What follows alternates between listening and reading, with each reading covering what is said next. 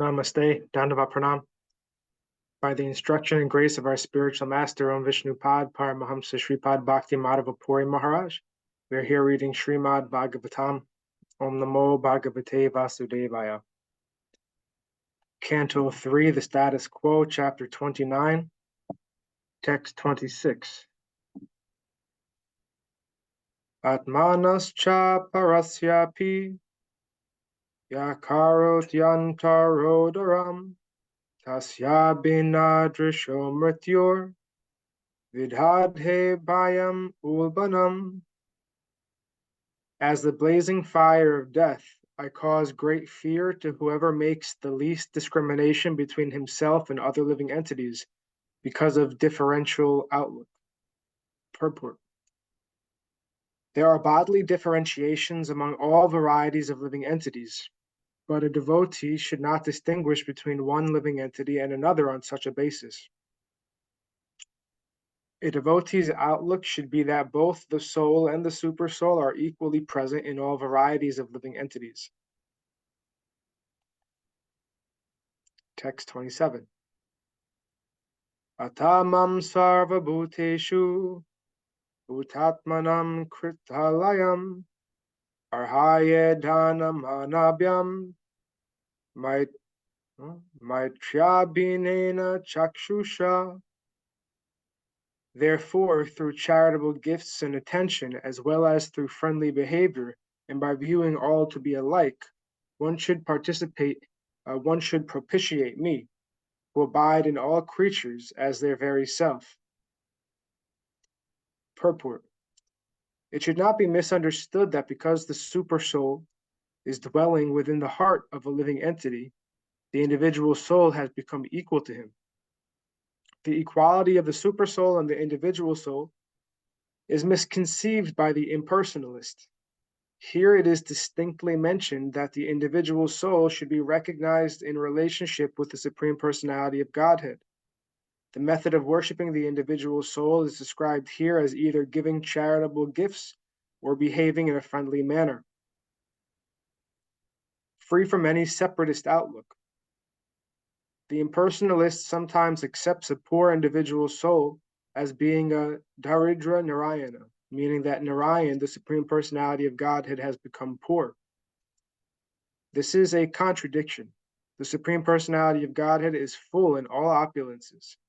He can agree to live with a poor soul or even with an animal, but this does not make him poor. There are two Sanskrit words used here, mana and dana.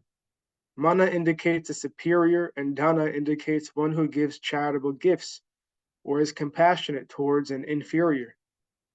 We cannot treat the Supreme Personality of Godhead as an inferior who is dependent on our charitable gifts.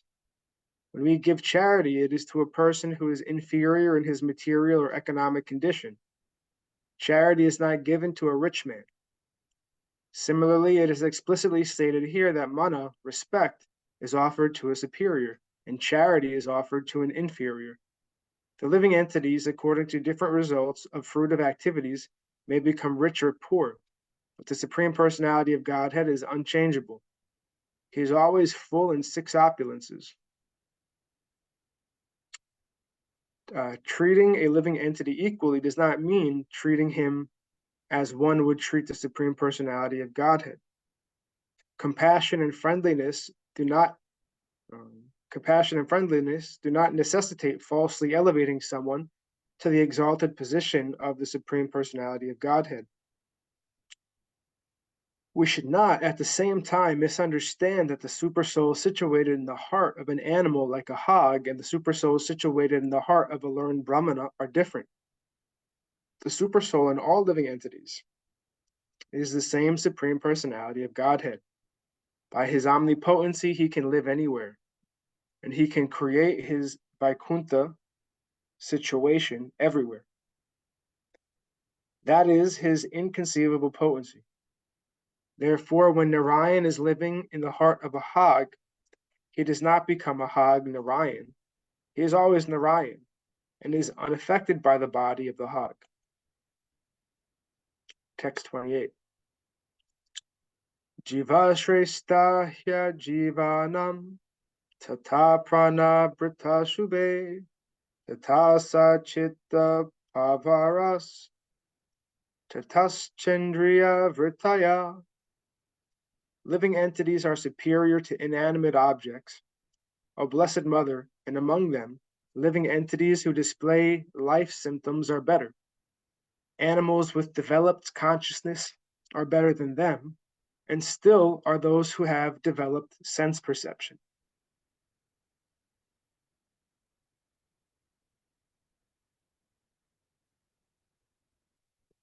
Purport. In the previous verse, it was explained that living entities should be honored by charitable gifts and friendly behavior. And in this verse, and in the following verses, the description of different grades of living entities is given so that one can know when to behave friendly and when to give in charity. For example, a tiger is a living entity, part and parcel of the Supreme Personality of Godhead. And the Supreme Lord is living in the heart of the tiger as Supersoul. But does this mean that we have to treat a tiger in a friendly manner? Certainly not. We do not treat the tigers in a friendly way, but they supply prasad foodstuffs to them. The tigers come, take the food, and go away, just as a dog does. According to the Vedic system, a dog is not allowed to enter the house. Because of their uncleanliness, cats and dogs are not allowed within the apartment of a gentleman, but are so trained that they stand outside. The compassionate householder will supply prasad to the dogs and cats who eat outside and then go away. We must treat the lower living entities compassionately, but this does not mean that we have to treat them in the same way we treat other human beings. The feeling of equality must be there, but the treatment should be discriminating.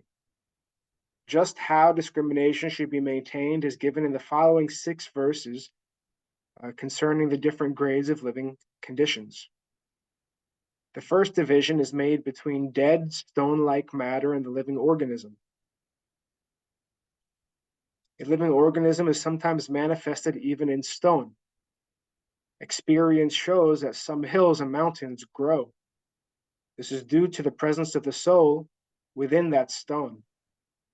Above that, the next manifestation of the living condition is development of consciousness, and the next manifestation is the development of sense perception. In the Moksha Dharma section of Mahabharata, it is stated that trees have developed sense perception. They can see and smell. We know by sense experience that trees can see. Sometimes in its growth, a large tree changes its course of development to avoid some hindrances. This means that a tree can see. And according to Mahabharata, a tree can also smell. This indicates the development of sense perception. Text 29. Tatrapi sparsha vedibhya pravara rasa vedina tebhyo gandha vidhashrestas tata shabda vidovara. Among the living entities who have developed sense perception, those who have developed the sense of taste are better than those who have developed only the sense of touch. Better than them are those who have developed the sense of smell, and better still are those who have developed the sense of hearing. Purport.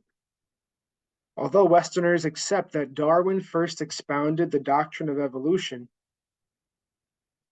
the science of anthropology is not new. The development of the evolutionary process was known long before from the Bhagavatam, which was written 5,000 years ago. There are records of the statements of Kapila Muni, who was present almost in the beginning of the creation. This knowledge has existed since the Vedic time, and these sequences are disclosed in Vedic literature.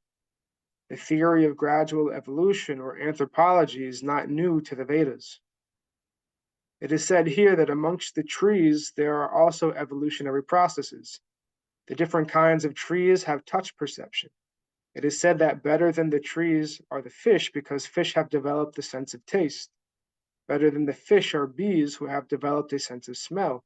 And better than them are serpents because serpents have developed a sense of hearing. In the darkness of night, a snake can find its eatables simply by hearing the frog's very pleasant cry. The snake can understand there is the frog, and he captures the frog simply because of its sound vibration. This example is sometimes given for persons who vibrate sounds simply for death. One may have a very nice tongue that can vibrate sounds like the frogs, but that kind of vibration is simply calling death. The best use of the tongue and of sound vibration is to chant Hare Krishna, Krishna Krishna, Hare Hare, Hare Rama, Rama Rama, Hare Hare. That will protect one from the hands of cruel death. Text 30. Rupa Beda Vidas Tatra Tatascho Bhayato Data Tesham Bahu Pada Shrestas Chatus Pada Tato Dvipat. Better than those living entities who can perceive sound are those who can distinguish between one form and another. Better than them are those who have developed upper and lower sets of teeth, and still better are those who have many legs. Better than them are quadrupeds, and still better are the human beings. Purport. It is said that certain birds, such as crows, can distinguish one from another.